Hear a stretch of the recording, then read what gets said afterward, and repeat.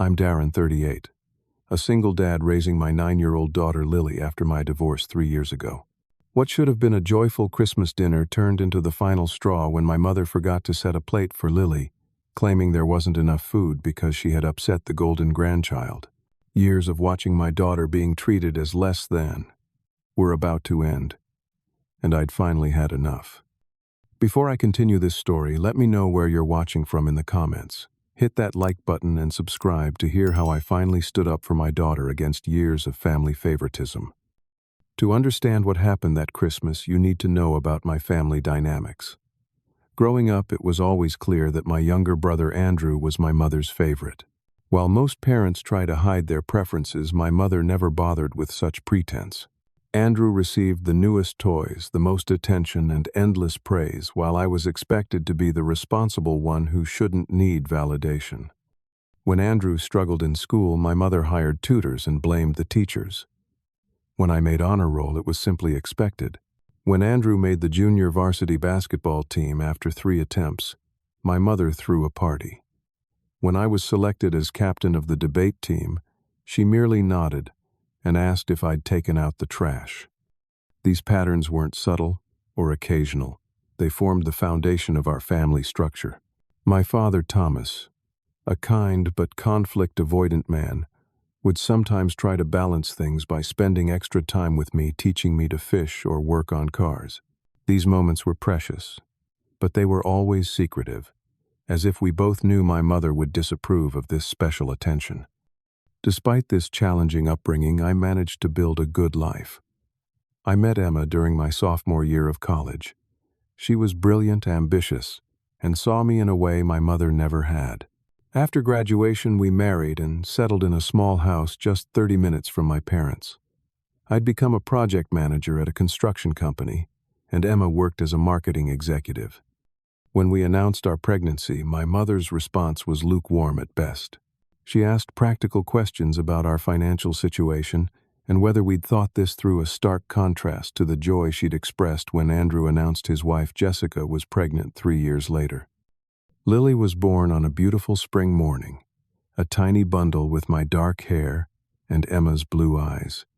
The first time I held her, I made a silent promise that she would always know how loved and valued she was. For a while, my mother seemed to embrace her role as grandmother, though her visits were infrequent and brief compared to the time she spent with Andrew's family. Everything shifted dramatically when Andrew's son Tyler was born. My mother transformed into a doting grandmother overnight.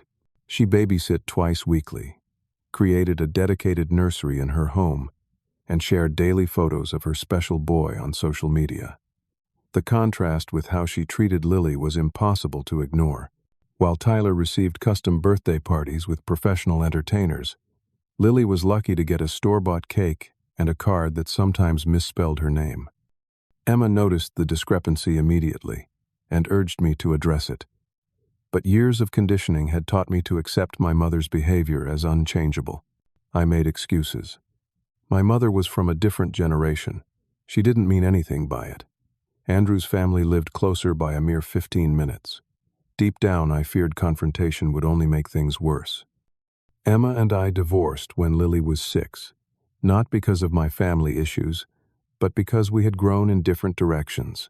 Emma's career required extensive international travel, and over time we became more like friendly co-parents than romantic partners. Our separation was amicable. We both wanted what was best for Lily. Due to Emma's travel schedule, I received primary custody, with Emma taking Lily during school breaks when possible. Throughout all this change, Lily remained an incredibly sweet and perceptive child. She loved art, spent hours creating intricate drawings, and had her mother's sharp wit. She was also sensitive, she noticed, when her grandmother would fawn over Tyler while barely acknowledging her achievements. After visits with my parents, she'd ask innocent but heartbreaking questions. Why doesn't Grandma have any pictures of me on her refrigerator? Or, does Grandma love Tyler more because he's a boy? I tried to shield Lily from the worst of it, explaining that Grandma showed love differently to different people. But children are remarkably perceptive. By age 8, Lily had started declining invitations to my parents' house, developing mysterious stomach aches or suddenly remembering important homework. I knew I should have taken a stronger stand, but years of conditioning made me hesitant to rock the boat. There were countless small incidents that I let slide. The time my mother forgot to invite Lily to Tyler's birthday despite inviting several other family members. The dance recital my parents missed because Tyler had a t-ball game the same day. The Christmas gifts, Tyler receiving the latest gaming system while Lily got discount store coloring books. Each time I swallowed my anger, made excuses, and tried to compensate for my mother's behavior with extra love and attention. But everyone has a breaking point. Mine was about to arrive. Christmas at my parents' house had been an annual tradition since long before Lily was born. My mother prided herself on hosting elaborate holiday gatherings, transforming their suburban home into something worthy of a magazine spread. Despite the tension and favoritism, I continued participating in these celebrations partly out of habit and partly from a lingering hope that things might improve. This particular December, I was cautiously optimistic. My father had called personally to invite us unusual, as these invitations typically came through my mother's group texts. During our conversation, he'd mentioned looking forward to seeing Lily and asked about her recent art competition.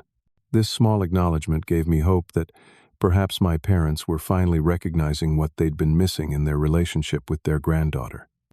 Lily and I approached our Christmas shopping with particular care that year. For my father, we selected a vintage fishing lure to add to his collection. For my mother, Lily had insisted on a hand-painted silk scarf from a local artisan grandma. Likes pretty things, she'd explained with an earnestness that broke my heart. For Tyler, we chose a dinosaur construction kit that Lily thought was really cool, and for Andrew and Jessica, matching gourmet coffee sets, since they'd recently become coffee enthusiasts. The morning before Christmas Eve, Lily spent hours creating handmade cards for everyone, her small fingers carefully controlling the colored pencils as she drew personalized images for each family member. For my father, a man fishing by a lake. For my mother, a vase filled with her favorite roses. She even made a special dinosaur drawing to include with Tyler's gift. Watching her pour such love and effort into these creations for people who had consistently undervalued her made my chest ache. "Do you think Grandma will put my card on the refrigerator this time?" she asked, looking up from her work with hopeful blue eyes. "I think it's so beautiful she might frame it." I answered, knowing even as I spoke that my mother would likely tuck it away in a drawer, while Tyler's scribbled creation would be prominently displayed. 3 days before Christmas, my mother sent her annual reminder text about dinner details. The message was addressed to family, but primarily contained information about Tyler's favorite dishes that would be served, and a reminder that he was going through a picky phase, so everyone should be extra supportive. She mentioned a special chocolate peppermint cake being prepared for Tyler since he'd recently decided it was his absolute favorite. There was no mention of Lily's preferences or dietary needs, despite her well-known allergy to strawberries. I considered canceling right then. We could spend Christmas at home, or accept the invitation from my coworker Barbara to join her family's celebration. But something held me back, that persistent, irrational hope that this time would be different. Plus, Lily had been working on her grandmother's gift for weeks. I couldn't bear to disappoint her. "Are you excited about Christmas at Grandma and Grandpa's?" I asked Lily the evening before, as she tried on her new holiday dress, a green velvet with a red sash that she'd selected herself. "I guess so," she said, twirling experimentally before the mirror. "I really want to give Grandma my present, and maybe Tyler will let me play with his new toys." The cautious optimism in her voice strengthened my resolve. I would make this work. I would shield her from any negativity and ensure she enjoyed the holiday. Christmas morning dawned bright and clear, with just enough snow on the ground to make everything look appropriately festive. Lily woke early, her excitement about the day evident in her rushed breakfast and careful attention to her appearance. She wore her special dress, asked me to braid her hair like Mom does, and insisted on wearing the tiny silver locket Emma had sent from her business trip in Europe. During the 30-minute drive to my parents' suburban home, Lily chattered about school, her friends, and her hopes for the coming year. The closer we got to my parents' house, the more her conversation turned to questions about family. Will Uncle Andrew be nice today? Last time he told me to stop talking so much. I'm sure everyone will be on their best behavior for Christmas, I assured her, gripping the steering wheel a little tighter. Do you think Tyler will like the dinosaur kit? Jessica at school says boys don't like presents from girls. Tyler will love it, I said, silently hoping her cousin would show at least basic gratitude. Will Grandma have the special cookies, the ones with the white chocolate? I hadn't seen those mentioned in any of the food planning texts, but I nodded anyway. I'm sure she'll have all sorts of delicious things. As we pulled into the driveway of my childhood home, I took a deep breath, mentally preparing myself for whatever lay ahead. The house was impeccably decorated with professional-grade lighting, outlining the roof and windows. A towering inflatable snowman dominated the front lawn, and a sign reading Tyler's Winter Wonderland hung on the front door. No mention of Lily, of course. My father opened the door before we could knock his face, breaking into a genuine smile at the sight of his granddaughter. "There's my lily pad," he exclaimed, using a nickname from her toddler years. He knelt to accept her enthusiastic hug, then stood to give me a quick embrace. "Glad you made it. Traffic wasn't too bad." "Not bad at all," I replied, helping Lily remove her coat and noticing how she carefully smoothed her dress afterward. We followed my father into the living room where my mother was adjusting a massive pile of presents under the 12-foot Christmas tree. She looked up briefly, offering a tight smile that didn't reach her eyes. "Oh, you're here. Dinner's almost ready. Andrew and his family just arrived a few minutes ago. They're in the kitchen." No hello. No compliment for Lily's dress. No acknowledgement of the carefully wrapped gifts we carried. My father gave me an apologetic glance before announcing with forced cheerfulness, "Let's go see what everyone's up to in the kitchen." In the gleaming kitchen, my brother Andrew was helping himself to a beer, while his wife Jessica arranged appetizers on a platter. Their son Tyler, now 6 years old, was perched on a special booster seat at the counter playing a handheld game console. "Uncle Darren, look what Santa brought me," Tyler shouted, holding up the expensive device. My mother beamed from her position at the stove, where she was stirring something that smelled of cinnamon and cloves. "That's great, buddy," I replied, guiding Lily forward. "Look who's here to say Merry Christmas." My mother immediately abandoned her cooking to approach Tyler. "Is that too loud, sweetheart? Is your cousin bothering you while you're playing your new game?" Tyler hadn't even acknowledged Lily's presence, but somehow, my mother had already positioned her as an intrusion. I felt Lily's small hand tighten in mine. Actually, Lily just wanted to say hello and Merry Christmas. I clarified, keeping my voice light despite the tension building in my shoulders. "Hi, Tyler," Lily said softly. "Merry Christmas." Tyler glanced up briefly, then returned to his game without responding. My mother patted his head approvingly. "He's just so engrossed in his new game. Santa knew exactly what to bring my special boy, didn't he?" She finally turned toward Lily, giving her appearance a quick once-over. "Hello, Lily. That's a nice dress. Did your father pick that out?" Before Lily could explain that she'd selected it herself, Tyler shouted that he was hungry, and my mother's attention immediately returned to him. "Dinner will be ready very soon, my love. Grandma made all your favorites." The knot in my stomach tightened as I recognized the familiar pattern, establishing itself within minutes of our arrival. I exchanged a look with Jessica, who seemed uncomfortable but unwilling to intervene. Andrew was oblivious already on his second beer and discussing football with my father. The evening that would change everything had begun. "Dinner is ready." My mother's announcement came after another 20 minutes of increasingly uncomfortable small talk in the living room. Lily had tried showing Tyler her new sketch pad, a Christmas morning gift from me, but he'd dismissed her attempts at friendship, loudly proclaiming that drawing is boring. We migrated to the dining room where the large oak table had been extended to its full length and dressed with my mother's best linens. The centerpiece was an elaborate arrangement of poinsettias, pine branches, and glittering ornaments. Crystal glasses and the good china were set at each place except one. As everyone began taking seats, I noticed immediately that there were only 5 adult place settings and 1 child's place, with a special Christmas plate and plastic cup. The math didn't add up. 5 adults, my parents, Andrew, Jessica, and myself, 2 children, Tyler and Lily, but only 6 place settings total. My mother directed Tyler to his special seat, which had been elevated with a booster cushion and positioned directly to her right. Andrew sat beside his son with Jessica next to him. My father took his traditional place at the head of the table. I stood awkwardly with Lily, looking at the remaining single-place setting. "Mom," I said carefully, "I think we're missing a place setting." My mother paused in the midst of helping Tyler arrange his napkin in his lap.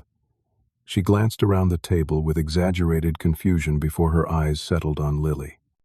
"Oh," she said, her voice carrying a note of insincerity that made my skin crawl. "I wasn't sure if Lily would be joining us at the adult table. She usually sits in the kitchen, doesn't she?"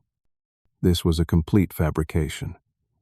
In previous years, both children had sat at the main table. Last Christmas, Lily had been given a regular place setting while Tyler had received special child-friendly dinnerware. "Lily always sits with us," I replied, working to keep my tone neutral despite the anger building inside me. "She's 9 years old." My mother sighed dramatically. "Well, I suppose we can squeeze in another chair. Thomas, can you get the folding chair from the garage? The metal one should fit between Darren and the wall." My father rose immediately, looking embarrassed. "I'll get a proper chair from my office," he said, disappearing down the hallway.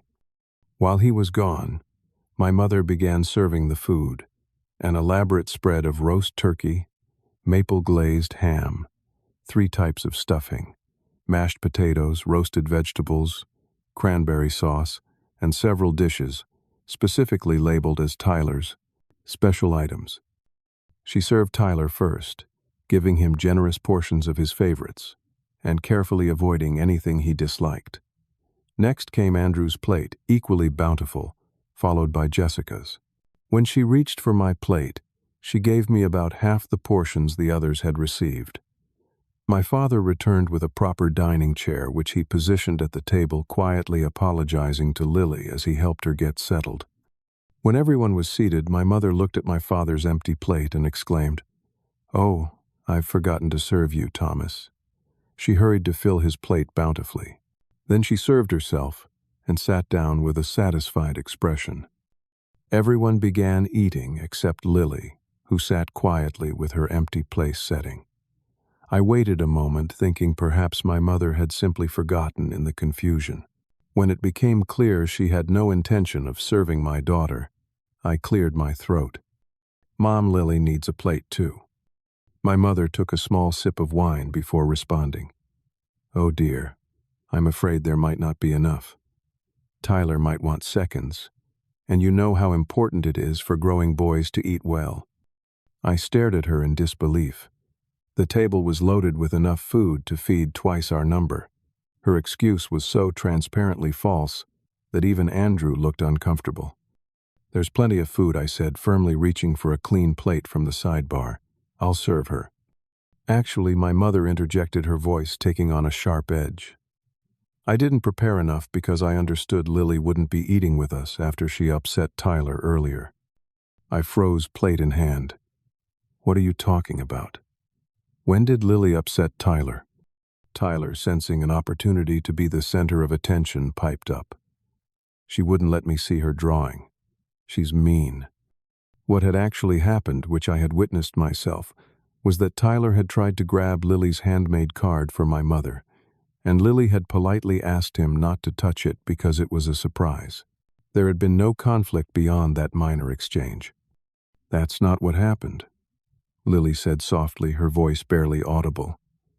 "I just didn't want him to wrinkle the card I made for Grandma." My mother's expression hardened. Tyler doesn't lie. If he says Lily was mean, then she was mean. And in this house, we don't reward bad behavior. The dining room fell uncomfortably silent. Jessica stared intently at her plate. Andrew continued eating as if nothing unusual was happening. My father half rose from his chair, looking torn before slowly sitting back down. I felt a surge of emotions: anger, disbelief, heartbreak for my daughter, but most of all, clarity. This moment crystallized years of similar incidents, each one individually dismissible, but collectively forming an undeniable pattern of cruelty toward my child. "It's okay, Daddy," Lily whispered, her eyes beginning to glisten with unshed tears. "I'm not very hungry anyway." Those words broke something in me. I placed the empty plate back on the sidebar and began filling it with portions from my own plate. "Here, sweetheart," I said, placing the food in front of Lily. "You need to eat." My mother watched this exchange with thinly veiled displeasure. "You're spoiling her, Darren. This is why she's so sensitive. Andrew never coddles Tyler this way." I ignored the comment and encouraged Lily to eat. She picked at her food without enthusiasm, the joy of Christmas visibly drained from her small frame. The dinner conversation continued awkwardly around us. My father made valiant attempts to include Lily, asking about school and her art classes, but my mother repeatedly redirected attention to Tyler, prompting him to share stories about his kindergarten achievements and sports activities. When Tyler finished his heaping plate, he loudly demanded seconds. "I want more ham and potatoes, Grandma, and extra gravy." My mother jumped up immediately. "Of course, my precious boy. Anything for you." She loaded his plate with second helpings, even larger than his first, cooing about how wonderful it was to see him enjoy her cooking. The contrast was so stark, so painfully obvious, that I couldn't understand how everyone at the table was pretending it was normal. Jessica caught my eye briefly, her expression apologetic, but she quickly looked away. My father focused intently on cutting his meat into unnecessarily small pieces. "This ham is excellent," Mom Andrew commented, seemingly oblivious to the tension. "You've outdone yourself this year." "Thank you, dear," my mother beamed. "I used that special honey glaze recipe you like." As the meal progressed, Lily grew increasingly withdrawn. When she accidentally dropped her fork, making a small clatter against her plate, my mother sighed loudly. "Some children know how to behave properly at the dinner table," she remarked pointedly. Meanwhile, Tyler was allowed to talk with his mouth full, interrupt adult conversations, and even reach across the table for bread rolls without comment or correction. By the time dessert was announced, the special chocolate peppermint cake for Tyler and a generic store-bought apple pie for everyone else, I was mentally calculating how quickly we could leave without causing a scene. Lily had barely touched her food and was sitting with her shoulders hunched, trying to make herself as small and unobtrusive as possible. As my mother served Tyler an enormous slice of cake, complete with a side of ice cream, she bypassed Lily entirely, not even offering her a slice of pie. When I requested a piece for Lily, my mother replied, "Oh, I thought she wouldn't want any since she hardly ate her dinner. Besides, too many sweets isn't good for girls who want to stay slim." Lily was 9 years old and naturally petite. This comment about her weight was as unnecessary as it was inappropriate. I cut a slice of pie myself and placed it before my daughter, who thanked me quietly but didn't eat it. The dinner had become an endurance test each minute, stretching painfully as we waited for an appropriate moment to suggest moving to the gift exchange. When Tyler declared he was bored with sitting and wanted to open presents, my mother immediately agreed it was time, never mind that several adults were still eating. As we moved to the living room for what would prove to be the final straw in this painful evening, I placed my hand reassuringly on Lily's shoulder. She looked up at me with such trust that I silently vowed this would be the last time she would ever be treated this way in the name of family tradition. The living room had been transformed into what my mother repeatedly referred to as Tyler's winter wonderland. In addition to the 12-foot Christmas tree dripping with ornaments, there were animated reindeer figures, an elaborate train set, circling the perimeter, and stockings hung on the mantel, a bulging one embroidered with Tyler and noticeably smaller ones for everyone else. I didn't see one with Lily's name at all. "Present time," Tyler shouted, racing toward the mountain of gifts. Most had his name on them, creating a lopsided distribution that was impossible to ignore. "Let's have some order," my father suggested gently. "How about we take turns opening gifts?" My mother immediately countered, "Tyler's been so patient through dinner. Let's let him go first." This set the tone for the gift exchange. Tyler tore through package after package, revealing expensive toys, clothes from designer brands, and electronic gadgets. After each gift, my mother would exclaim over its perfection, while my father dutifully recorded each item in a notebook for thank you notes. Later, a practice I knew from experience was only enforced with Lily. After Tyler had opened at least 15 presents, my mother finally said, "I suppose we should let the others have a turn now." When Lily's turn came, she carefully selected the large, beautifully wrapped gift from my mother and father. She took her time removing the paper, folding it neatly beside her, a habit she'd developed after my mother had once scolded her for being wasteful with wrapping paper. Inside the box was a pink sweater with kittens on it, at least 2 sizes too small, and clearly meant for a much younger child. Lily, who preferred blues and greens and had long outgrown her fascination with kittens, smiled politely. "Thank you, Grandma and Grandpa." My mother barely acknowledged the thanks, already focused on Tyler's reaction to Andrew and Jessica's gift. My father at least had the grace to look embarrassed about the inappropriate present. "I have a gift for you, Grandma," Lily said, retrieving the carefully wrapped package containing the hand-painted silk scarf and her special card. She approached my mother with hopeful eyes. My mother accepted the gift with a distracted, "Thank you, dear," and set it aside without opening it. When Tyler thrust a store-bought card with his barely legible signature toward her minutes later, she made a production of opening it immediately, exclaiming that it was the most beautiful card ever, and showing it to everyone. "Aren't you going to open Lily's present?" I asked, unable to keep the edge from my voice. Of course," my mother replied, reaching for the package with obvious reluctance. She unwrapped it carelessly, tearing the paper Lily had so carefully selected and taped. When the silk scarf emerged, she gave it a cursory glance. "Very nice. Did your father pick this out?" Before Lily could answer, Tyler interrupted with a demand to open more of his gifts, and my mother's attention immediately returned to him. Lily's handmade card remained unopened on the side table.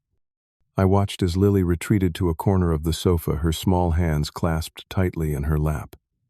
When I caught her eye, she attempted a brave smile that didn't reach her eyes. Then I saw it, a single tear sliding down her cheek, which she quickly wiped away, glancing around to make sure no one had noticed. That tear was my breaking point. In that moment, I saw the situation with perfect clarity. This wasn't a single bad Christmas dinner. This wasn't a misunderstanding or an off day for my mother. This was a consistent pattern of emotional abuse toward my child, and I had been enabling it by continuing to expose Lily to this treatment in the name of family harmony. I stood up, my movement abrupt enough to draw attention. "Lily, sweetheart, can you help me collect our things? We need to head home." Already, my mother asked, not bothering to hide her irritation. "We haven't finished opening presents.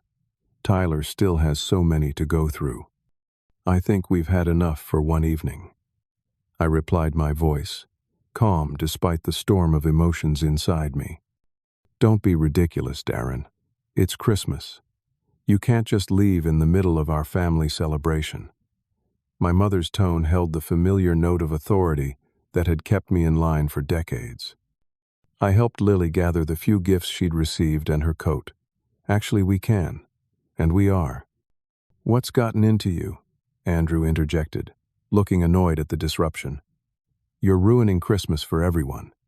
I turned to my brother, meeting his gaze directly. "I'm not ruining Christmas. I'm protecting my daughter from being treated like she doesn't matter." My mother gasped dramatically. "How dare you? After all I've done preparing this beautiful dinner, creating a perfect Christmas. Perfect for whom I interrupted, surprised by my own boldness. Perfect for Tyler, certainly, but Lily wasn't even given a proper place at the table. You're overreacting, my mother dismissed. Lily is fine. She's just too sensitive. Isn't that right, Lily? All eyes turned to my daughter, who looked terrified at being put on the spot. I placed a protective hand on her shoulder. Don't answer that, Lily. You don't have to explain yourself to anyone. My father finally spoke up, his voice hesitant. Maybe we should all calm down. It's Christmas Eve, after all. Yes, it is Christmas, I agreed. A time for family love and making children feel special. I've watched year after year as you've shown blatant favoritism toward Tyler while ignoring or criticizing Lily. I've made excuses, looked the other way, tried to compensate. But I'm done. My daughter deserves better than this. My mother's face hardened. If you leave now, don't expect things to be the same. Actions have consequences, Darren. The threat was clear, but for once it didn't intimidate me. Yes, they do. And this is the consequence of how you've treated Lily. We're leaving. I guided Lily toward the door, gathering our coats and the few gifts we'd brought for others that hadn't been opened yet. Jessica approached quietly, pressing a small package into Lily's hands. This is from me, she whispered. Merry Christmas. My father followed us to the front door, his expression torn between concern and years of conditioned compliance to my mother's will. Darren, please, let's talk about this. We've had years to talk about it, Dad. Years of watching Mom favor Tyler over Lily. Years of you seeing it happen and doing nothing. The words were harsh but true. He reached out briefly, squeezing my shoulder. Take care of yourself. And Lily. We walked to our car in silence, the cold December air a shock after the overheated house. Once Lily was buckled into her seat, I took a moment to breathe before starting the engine. Are you okay, sweetheart? I asked, watching her reflection in the rearview mirror. She nodded, then asked in a small voice, Is Grandma mad at me? No, Lily. This isn't about you doing anything wrong. This is about adults not treating you the way you deserve to be treated. The drive home was quiet. Lily fell asleep in the back seat, emotionally exhausted from the evening. After carrying her to bed, I sat in our living room staring at the small Christmas tree we had decorated together. For the first time in years, I felt at peace with a decision regarding my family. I made hot chocolate, put on a Christmas movie at low volume, and wrapped the additional presents I'd been saving for Christmas morning. Around me, our modest apartment felt more like home than my parents' house ever had. At precisely 9:57, my phone buzzed with a text from my father. Rent's due tomorrow. This wasn't just a reminder about the monthly rent I paid for the converted garage apartment attached to my parents' property. This was my father acting as my mother's proxy, reminding me of the power they still held over my life. The below-market rent had been a factor in my decision to remain in the area after my divorce, providing stability for Lily close to her school and friends. I placed the phone down without responding, a plan already forming in my mind. The time for allowing financial dependence to dictate my daughter's emotional well-being was over. The morning after Christmas dawned bright and clear. Lily woke excited to open the presents under our tree, the previous evening's distress temporarily forgotten in the magic of Christmas morning. We spent several hours opening gifts, making pancakes shaped like snowmen, and watching her favorite holiday movies.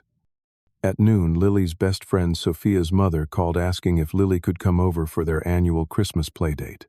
I readily agreed, knowing it would give me time to sort through the thoughts and plans swirling in my head. Did you have a nice Christmas with your grandparents? Sophia's mother asked innocently when she came to pick up Lily. Before I could intervene with a diplomatic response, Lily shrugged and said, Not really. Grandma forgot to give me dinner, and Grandpa didn't stop her, but Daddy made it better when we came home. The simple honesty of a child. Sophia's mother gave me a questioning look but tactfully changed the subject. As they left, I felt a surge of pride in Lily's resilience and her ability to recognize that the treatment she'd received wasn't normal or acceptable. Once alone, I checked my phone to find 6 missed calls from my mother, 3 from my father, and 1 from Andrew. There was also a second text from my father, sent at 7:30 that morning. Your mother and I have discussed the apartment situation. Given rising costs, we'll need to increase rent to $2,000 per month starting February 1st. This was double what I currently paid and well above market rate for the small converted garage apartment we occupied. The message couldn't have been clearer: submit to my mother's rules or lose our home. Rather than feeling panicked, I felt strangely liberated. The financial threat removed any lingering doubt about whether I was overreacting. This wasn't about Christmas dinner. This was about control. I was calculating our savings and monthly budget when my phone rang again. Andrew. You've really done it this time, he began without preamble. Mom's beside herself. Dad's been trying to calm her down all night. Hello to you too, Andrew. Merry Christmas. Don't get smart with me. You ruined Christmas with your dramatic exit. Tyler was upset all evening. I'm sorry if Tyler was upset, I replied, surprised to realize I genuinely meant it. My nephew was as much a product of this dysfunctional dynamic as the rest of us, but I'm not sorry for leaving. Mom refused to serve my daughter dinner, gave her an age-inappropriate gift she clearly put no thought into, and ignored her handmade present while fawning over Tyler's store-bought card. What would you have done if it were your child? Mom has her ways, Andrew hedged. You know how she is. You just need to manage her better. No, Andrew. I don't need to manage Mom better. I need to protect my daughter from emotional abuse, and that's what I'm going to do from now on. Emotional abuse. That's ridiculous. You've always been too sensitive, just like Lily. The fact that you don't see it doesn't mean it isn't happening. I'm done arguing about this. Tell Mom and Dad I'll be in touch about the apartment situation. I ended the call before he could respond, then turned my phone off. I needed time to think clearly without the family drama intruding. My friend Michael called on the landline an hour later. A colleague from work who had become a close friend after my divorce. Michael had been hearing about my family dynamics for years, and had often suggested I create more distance. I heard about last night, he said after I answered. Jessica called Allison. Allison was Michael's wife, and had become friendly with Jessica through various social gatherings. News travels fast, I remarked, not really surprised. Our community was small. For what it's worth, Jessica told Allison she thought you did the right thing. Apparently she's been uncomfortable with how your mother treats Lily for years. This was unexpected but validating. Thanks for telling me. It helps to know I'm not crazy. You're definitely not crazy. So what happens now? Jessica mentioned something about your rent being doubled. I explained the situation, including my determination to find a new place rather than continue the cycle of financial dependence and emotional manipulation. You and Lily can stay with us until you find something, Michael offered immediately. We've got the guest room, and Emily would love having Lily around. Emily was Michael and Allison's 11-year-old daughter, whom Lily adored. I appreciate that more than you know, I said sincerely. I might take you up on it for a week or two if necessary, but I think I can find us a place pretty quickly if I focus on it. After ending the call with Michael, I spent the afternoon researching apartments in our area and calculating our budget. The situation wasn't as dire as I'd initially feared. I had decent savings from my year-end bonus, and while apartments were more expensive than my artificially low rent at my parents' place, they weren't unaffordable on my salary. The next morning I returned to work grateful for the normalcy of my project management responsibilities. Around lunchtime, my assistant informed me that my mother was in the reception area insisting on seeing me. She says it's a family emergency, Jenny added, looking concerned. I doubted there was any actual emergency, but I couldn't ignore the possibility. I asked Jenny to show my mother to the small conference room where we held client meetings. My mother swept in wearing her full regalia of wealthy suburban matriarch designer coat, perfectly coiffed hair expression of righteous indignation. "You haven't been answering your phone," she accused before I could even close the door. "I needed some space to think," I replied calmly. "What's the emergency?" "The emergency is that you've upset the entire family with your behavior. Your father is distraught. Tyler keeps asking why you and Lily left so suddenly. Christmas was completely ruined." I took a deep breath. "Mom, I'm at work. If you've come here to demand an apology for removing my daughter from a situation where she was being actively mistreated, I'm afraid you've wasted a trip." "Mistreated," she scoffed. "You're being absurdly dramatic.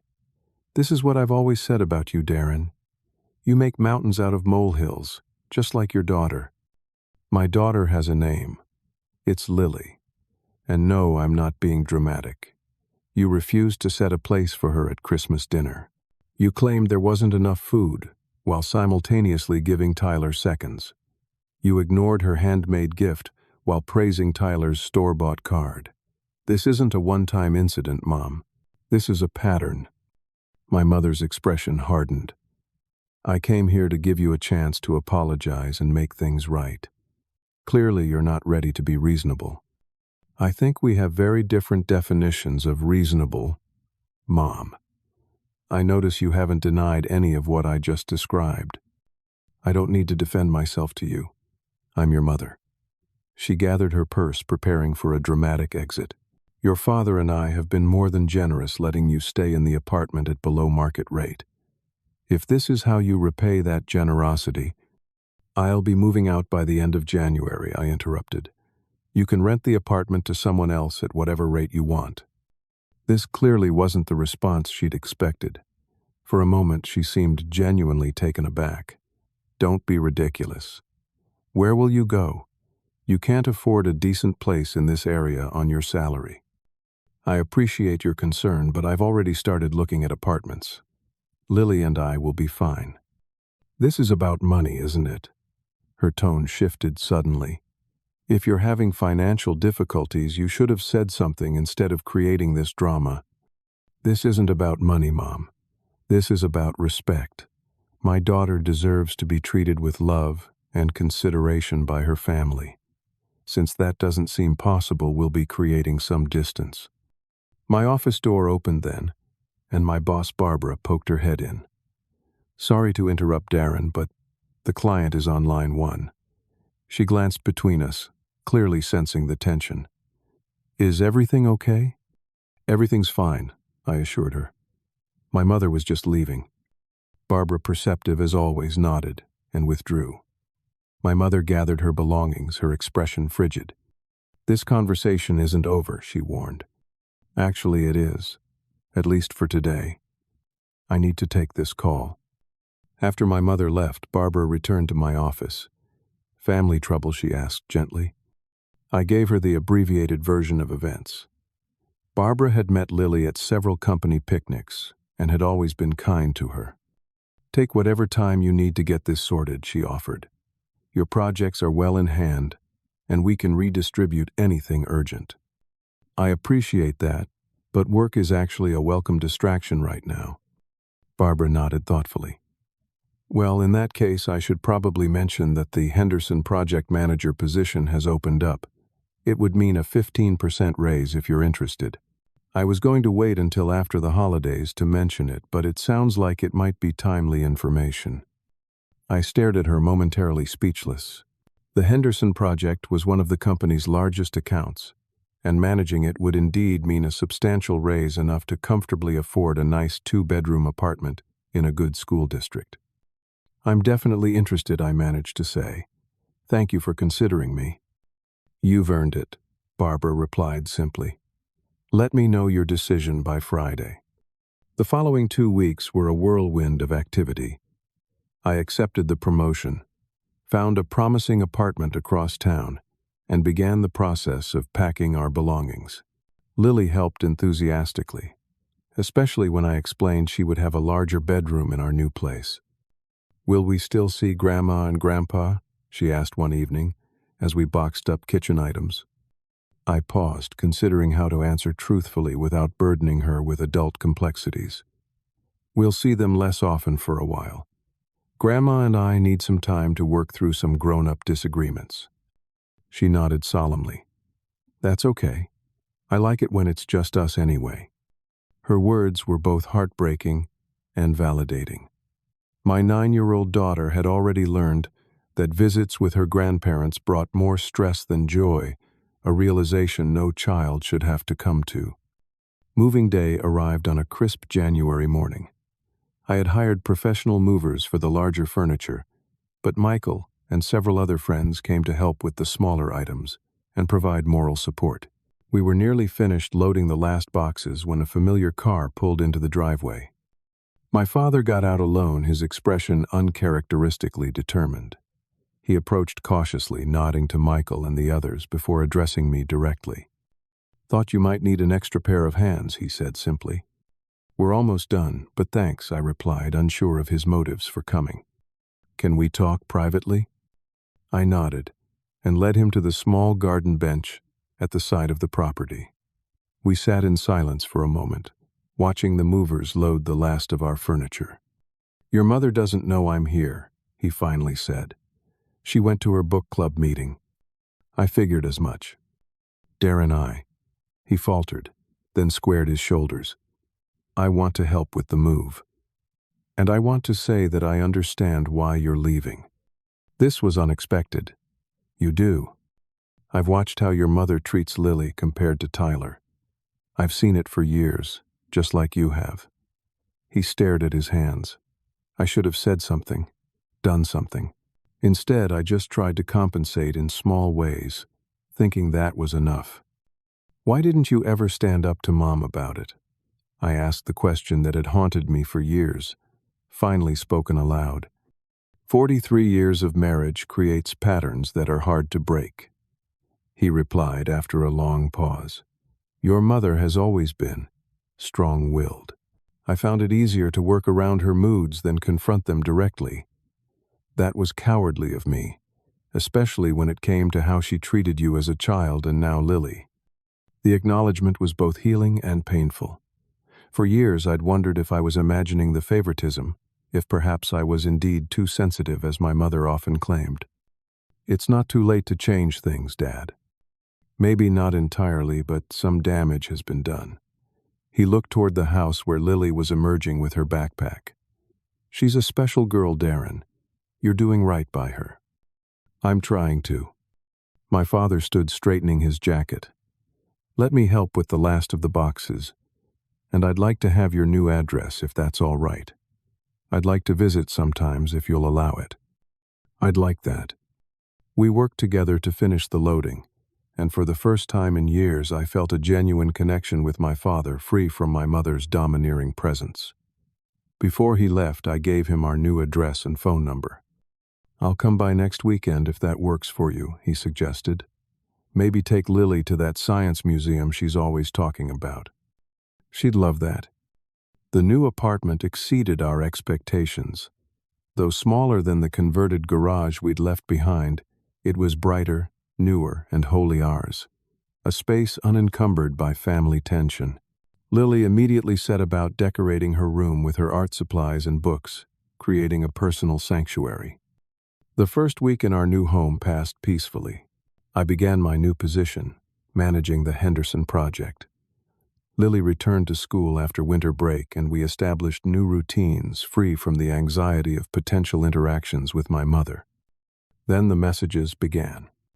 First came texts from my mother, alternating between guilt-inducing, "After everything I've done for you," and accusatory, "You've broken your father's heart." When I didn't respond, she escalated to voicemails, each more dramatic than the last. I saved them, but didn't return the calls, needing time and space to establish our new normal before engaging. Andrew showed up at my workplace the following week, catching me as I left the office. "This has gone on long enough," he declared, blocking my path to the parking lot. "Mom is upset Dad is withdrawn. You need to apologize and fix this." Fix what exactly, I asked, maintaining my calm, despite his confrontational stance. The fact that Mom has consistently mistreated my daughter, or the fact that I finally stopped allowing it? You're exaggerating as usual. Mom has always been good to both of us, and our kids. That's simply not true, Andrew. Mom has favored you since we were children, and now she's doing the same with Tyler over Lily. The difference is, I'm not going to let my daughter grow up thinking that's normal or acceptable.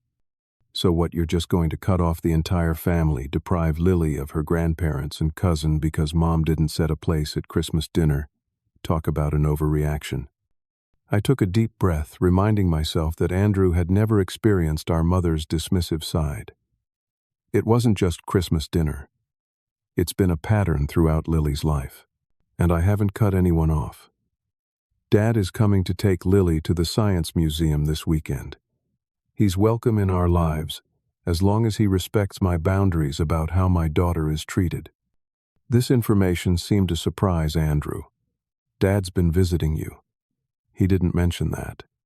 Maybe because he knew how you or Mom would react. Look, Andrew, I'm not trying to divide the family. I'm simply protecting my daughter and teaching her that she deserves respect. If Mom can acknowledge the favoritism and commit to treating Lily fairly, we can work on rebuilding the relationship. Mom doesn't need to change anything. She's been nothing but generous. Then we'll continue as we are. I need to go pick up Lily from her after-school program. Andrew stepped aside reluctantly. This isn't over, Darren. Families should stick together. I agree. But real family supports and respects each other. That's the example I want to set for Lily. As weeks turned into months, we settled into our new life. My father became a regular visitor, sometimes bringing small gifts for Lily, but more importantly, giving her his undivided attention. They developed a ritual of Sunday afternoon outings to museums, parks, or bookstores, special time that Lily treasured. My mother remained conspicuously absent, refusing to visit our apartment or acknowledge our new boundaries. Instead, she sent occasional texts demanding we return for family gatherings as if nothing happened, clearly unwilling to address the underlying issues. Easter approached traditionally, another major gathering at my parents' house. Instead of subjecting Lily to another potentially hurtful situation, I decided to host a small celebration at our apartment, inviting Michael's family and several of Lily's friends from school. The morning of our Easter gathering, an unexpected knock came at our door. I opened it to find Jessica standing there alone, looking slightly nervous. Hi, Darren. I hope it's okay that I stopped by. Of course, come in, I invited, genuinely pleased to see her. Despite being married to Andrew, Jessica had always been kind to Lily. Once inside, she explained that she'd told Andrew she was going shopping but wanted to speak with me privately. I've wanted to talk to you since Christmas, but it's been difficult with Andrew and your mother constantly discussing how unreasonable you're being. I can imagine, I replied dryly. The thing is, Jessica continued, lowering her voice, though Lily was in her room. I've noticed the same treatment of my daughter Claire that you described with Lily. This was the first I'd heard about Jessica and Andrew having a daughter. Claire, I didn't realize you had a daughter. She's 4. From my previous relationship, Andrew adopted her when we got married, but your mother has never really accepted her as a real grandchild. She's always excluded from the special treatment Tyler receives. Suddenly, many things made more sense. Jessica's uncomfortable expression during family gatherings, her quiet support when we left on Christmas. I'm sorry, Jessica. I had no idea. No one does. Andrew doesn't see it or chooses not to. Your father tries to compensate like he does with Lily, but she trailed off, then straightened her shoulders. Seeing you stand up for Lily gave me courage. I've started pushing back when your mother excludes Claire, and Andrew and I have been in counseling. We talked for nearly an hour, sharing experiences and strategies. Before leaving, Jessica asked if she could bring Claire to meet Lily sometime. I think they'd get along well, and it would be good for Claire to have a cousin who understands. Absolutely. You're both welcome, anytime. This conversation with Jessica marked a turning point in my healing process. Knowing that I wasn't alone in recognizing my mother's behavior, that I wasn't too sensitive or dramatic as I'd been told throughout my life, provided profound validation. The months that followed brought many changes. Lily flourished in our new environment, her confidence growing as she realized she was valued and respected for exactly who she was. She began participating more in school activities, made new friends, and her artwork won a district-wide competition. I started dating again cautiously at first, then with more confidence as I worked through my own family of origin issues with a therapist. My relationship with Emma improved as well, with more open communication about co-parenting Lily and mutual support for each other's life choices. Through it all, my father remained a steady presence, visiting regularly, and even standing up to my mother on occasion, according to his careful reports. Andrew and I maintained a distant but civil relationship, primarily connecting through Jessica, who became an unexpected ally and friend. My mother remained the only unchanged element steadfastly, refusing to acknowledge any wrongdoing or consider how her behavior affected her grandchildren. But whereas once her disapproval had dominated my decision-making, now it had become merely background noise, growing fainter with each passing month. 1 year after the Christmas dinner that had changed everything, Lily and I prepared to celebrate the holiday in our apartment. We had established our own traditions, decorating our tree with handmade ornaments, baking cookies to deliver to neighbors, and volunteering at the local shelter on Christmas Eve morning. "Can we invite Grandpa for Christmas dinner?" Lily asked, as we hung stockings on our makeshift mantel. "Of course, sweetheart. Would you like to call and invite him yourself?" She nodded eagerly, taking my phone to make the call. Their relationship had blossomed over the past year, built on mutual respect and genuine interest rather than obligation. On Christmas morning, as Lily unwrapped her gifts with typical care and appreciation, a knock came at our door. I opened it to find my father standing there looking somewhat nervous, a large gift bag in his hands. "Merry Christmas," he said. "I hope it's not too early." "Perfect timing. Come in, Dad. Lily's been waiting for you." He entered, embracing his granddaughter warmly before presenting her with the gift bag. "I picked this out specially for you, Lily Pad. No help from Grandma this time." Inside was a professional-grade art set, exactly what Lily had been hoping for, along with a certificate for art classes at the community center. The thoughtfulness of the gift brought tears to my eyes. "Thank you," Grandpa, Lily exclaimed, throwing her arms around him. "It's perfect." As we shared our Christmas dinner, a simple but delicious meal we had prepared together, my father cleared his throat awkwardly. "I need to tell you both something," he began. "Your mother and I have been in counseling since September. It was my ultimatum after she refused to acknowledge the issues with how she treats Lily and Claire." This was unexpected news. "How's that going?" I asked carefully. "Slowly. She doesn't like hearing that her behavior has been harmful, but she's listening at least sometimes." He looked at Lily, who was attentively following the adult conversation. "I want you to know, Lily, that how your grandmother has treated you has never been your fault. Never. And I'm sorry I didn't do more to protect you sooner." Lily considered this solemnly before responding. "It's okay, Grandpa. You're doing it now." Her simple forgiveness brought tears to my father's eyes. "Yes, I am. Better late than never, I suppose." "Will Grandma ever come visit us?" Lily asked the question I'd been carefully avoiding. My father exchanged a glance with me before answering honestly. "I don't know, sweetheart. Grandma has some things she needs to work on before that would be a good idea. But I want you to know that doesn't mean she doesn't love you." "It's okay if she doesn't," Lily replied with surprising wisdom. "Dad says we can't make people love us the right way. We can only decide who we spend our time with." My father nodded, visibly moved by her maturity. "Your dad is a very wise man." The year since that fateful Christmas dinner had brought numerous lessons, some painful, others liberating. I'd learned that setting boundaries wasn't selfish but necessary for protecting those you love. I discovered that family isn't defined by biology, but by consistent love and respect. Most importantly, I'd realized that breaking generational patterns of favoritism and emotional manipulation wasn't just possible but essential for Lily's well-being and my own. My promotion had led to further career advancement, providing us with financial stability independent of my parents' assistance.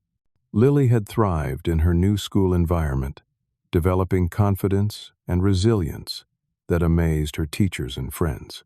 My relationship with Emma had evolved into a healthy co-parenting partnership based on mutual respect and shared priorities for our daughter. Even my relationship with Andrew had begun to improve largely due to Jessica's influence and his growing awareness of our mother's impact on our family dynamics. While we weren't close, we had established a cordial relationship that allowed our children to know each other. The only relationship that remained unresolved was with my mother. She continued to refuse any acknowledgement of her behavior or its impact, insisting that I was tearing the family apart with my unreasonable demands. My father's counseling ultimatum had been a surprise, but her participation seemed more about maintaining appearances than genuine change. I had come to accept that reconciliation might never happen, at least not in the way I once hoped. But I had also learned that forgiveness didn't require reconciliation. I could release my anger and resentment toward my mother without allowing her continued presence in our lives to cause harm. As we finished our Christmas meal, I looked at Lily, confident, kind, and secure in the knowledge that she was valued exactly as she was, and knew without doubt that every difficult decision of the past year had been worth it. Dad, Lily said suddenly, "Can we take a picture with Grandpa to put on our wall?